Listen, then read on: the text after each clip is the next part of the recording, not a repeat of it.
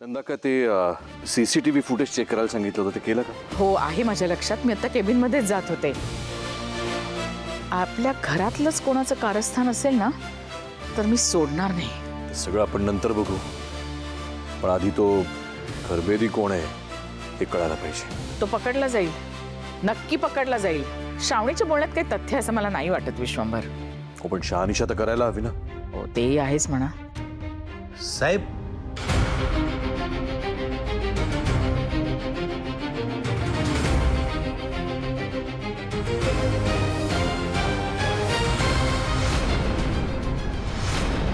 शुभयाला कशाला इथे घेऊन आलास तू? साहेब, श्रावणी मॅडमांना पैसे देऊन पास कुणी केलं आणि यामागचा सूत्रधार कोण होता हे आज सत्य कळणार आहे.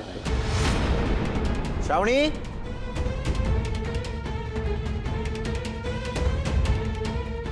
हिला पास करून मला स्कॅम मध्ये अडकवण्याचा डाव या घरातल्यांपैकी कुणाचा होता? साहिल, घाबरू नकोस. बोल, साहेब आहेत पाठीशी. हो, सगळं खरं खरं काय ते आज सांगून टाक साहिल. या घरातल्या जुन्या न्यूजपेपरमध्ये पैसे गुंडाळून तुला दिले होते. कोणी दिले होते? त्या व्यक्तीचं नाव हवंय मला. बोल.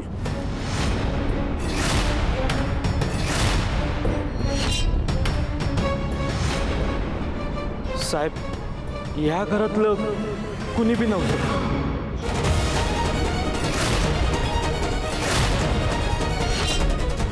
अरे साहिल, अरे काय बोलायला लागलायस?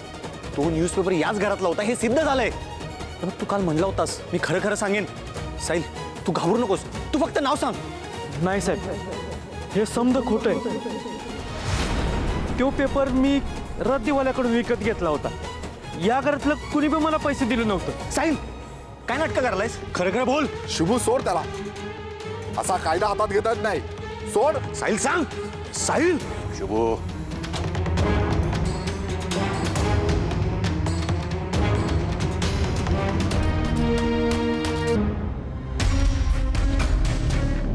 साहिल, घाबरू नकोस. खरं बोल. माझ्या भावाशी असा नीच डाव कोण खेळलाय मला कळलंच पाहिजे. खरं सांग प्लीज, खरं सांग. बोल. नंदा का तो सांगतो ना या घरातल्यापैकी कुणी नाहीये. विषय संपलाय. असं कसं?